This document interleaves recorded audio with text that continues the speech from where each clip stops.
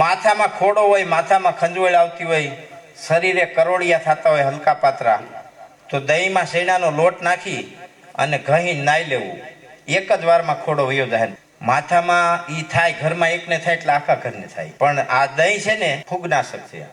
એમાં શેણાનો લોટ નાખો એટલે ઓવર સ્ટ્રોંગ થઈ ગયું અને ઘહી નાઈ લ્યો, આખા શરીરે રગડી નાઈ લ્યો તો ઓલા કરોડિયાના ડાઘ થતા હોય ને 2-3 વાર નાહવતા વયા જાય. અને એનાથી આગળ ઓલું ફંગલ ઇન્ફેક્શન લાગતું હોય આપણને, પ્રાઇવેટ પાર્ટમાં ઓલી ખંજોળું થાય, દવા લઈ લઈને થાકી જાય, ઓલા સકેડા પછી સકેડા વેતા થાય, માથા સુધી પૂગી જાય અને ઓલી એવિલની ગોળી આપે ત્યાં લગી જ સારું થાય. આપણે ઓલો રોડે કુવાડીઓ ઉગે છે કે નહીં, પીરા ફૂલડા વાળો, હે હા, એ કુવાડીઓ બહુ મોટી દવા છે, બહુ કામની દવા છે. એના બી આવી ગયા હોય તો બી, અને બી ન હોય તો પાંદ. ઈ 100 ગ્રામ પાંદડા વાટી અને એમાં 50 ગ્રામ કે 25 ગ્રામ દહીં નાખી દો ગાયનું ને કોઈને મિક્સ કાલવીને બનાવી દો અને જે આપણે ઓલું ફંગલ ઇન્ફેક્શન લાગ્યું હોય એમાં મારી દો એટલે એક જ વારમાં ધોડતો. 5-5 લાખની દવા લઈ લઈને બેઠા. હરિયાણાના એક 2200 એકર જમીન છે, 8-10 ઇન્ટરનેશનલ સ્કૂલો છે અને એને આખાય ઘરને આવડવા થયું છે અને 1.5 વર્ષથી દવાઓ લે છે. તે હમણાં ક્યાંકથી મારા નંબર લઈને ઝપટે ચડ્યા તે એને મેં મોકલા છે અહીંથી કુવાડિયા પાવડરના બીના પેકેટ 400 રૂપિયા વાળા. હવે એ એમાં દહીં નાખીને સોંપડું, 2-3 દીમાં બધા હાજા થઈ ગયા, આરામ થઈ ગયો. હવે આવવાના છે, આવશે એટલે એને દેવું કાંઈક ઘી બી હમાય. દહીંને આપણે હાવ સામાન્ય સમજી છીએ.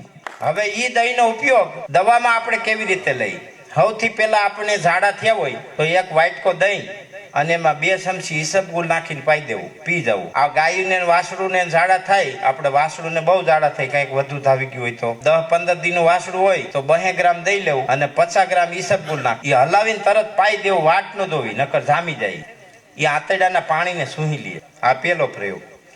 પછી બાળકોને હાવ યાદશક્તિ ન હોય, આ પ્રયોગથી માત્ર તમને 8 થી 12 દિવસમાં રિઝલ્ટ આવશે યાદશક્તિ માટે. તો શિયાળામાં 3 મહિના 1 કટોરી દહીંમાં 1 ચમચી મધ અને 1 ચમચી તજનો પાવડર, એને ખૂબ હલાવી અને સવારમાં પાઈ દેવું. પછી 45 મિનિટ કાંઈ ખાવું નહીં, કાંઈ બાળક. એટલે આ બાળકથી માંડી 90 વર્ષ ડોહા સુધી કરી શકે. એટલે આમાં એવું કાંઈ બંધારણ નથી, પણ બીજી કોઈ જાતની દવા ચાલુ ન હોવી જોઈએ. આમાં કેટલાના ઘરમાં ગાયનું દૂધ આવે છે, બરોબર? હવે એને મેડિસિનના રૂપમાં કેટલા લોકો જાણે છે, એના ફાયદા જે 10 મિનિટમાં આપણને ફાયદો કરે એવા ફાયદા દૂધના કેટલા આપણે નથી જાણતા. પછી એને સાયન્સમાં લઈ જાય ને તો ગાયના દૂધમાં 5100 એલિમેન્ટ છે, એટલે એની કિંમતનો કોઈ આંક જ નથી. પણ આ સામાન્ય વાત છે. આપણને એસિડિટી આમાંથી કેટલા જણા છે, આમાંથી અડધા છે પણ ઈવડા હલવાય છે, એમ કે આ કાંઈક રમેશભાઈ નવું કાઢશે તો હલવાઈ જાય. સમજી ગયા?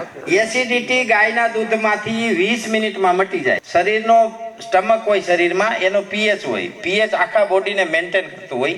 હાથથી અંદર જાય ને તો એસિડ વધી જાય. 4 પ્રકારના આપણા સ્ટમકમાં એસિડ હોય.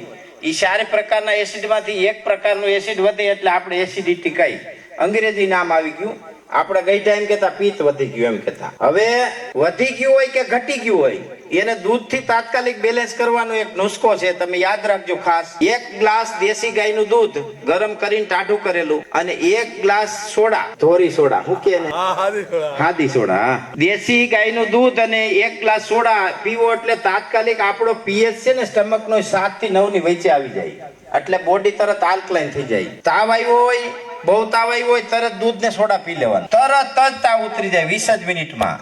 પેશાબમાં બળતરા થતી હોય, તડકામાં હાલી ગયા હોય, પગના તળિયા ઉઘાડા રહી ગયા હોય, ક્યાંક બહુ જોરદાર તડકો લાગી ગયો હોય, તરત દૂધ ને સોડા પી લેવાનું. પેશાબની બળતરા 20 જ મિનિટમાં બંધ થઈ જાય. પથરી વારે વારે થતી હોય, એને રોજ હાંજે 1 ગ્લાસ દેશી ગાયનું દૂધ ને સોડા પી લેવાનું. પણ તમે અખતરો કરશો તો ગાયની કિંમત સમજાશે. કોણ આપણને શું કહેશે ને નહીં જોવાનું, પણ આપણે શું કરવું છે ને નક્કી રાખવાનું. આ એક પ્રયોગ હતો નાનકડો દૂધ ને સોડાનો. આ થોડાક ખાલી પ્રયોગ કહી દઉં તમને. નીંદર ન આવતી હોય તો દૂધ ને સોડા પીવાનું. આંખું બળતી હોય, એલર્જી હોય આંખોની, દૂધને સોડા પીવાનું. માથું ખૂબ દુખતું હોય દૂધને હળદર લગાવી દેવાનું કપારે. દૂધને ભો મીઠું આપણે ધૂળમાં મીઠું નાખી અને ઘહી દેવાનું અને કપાળે સોપડી દેવાનું. આવા દૂધના અસંખ્ય પ્રયોગો છે.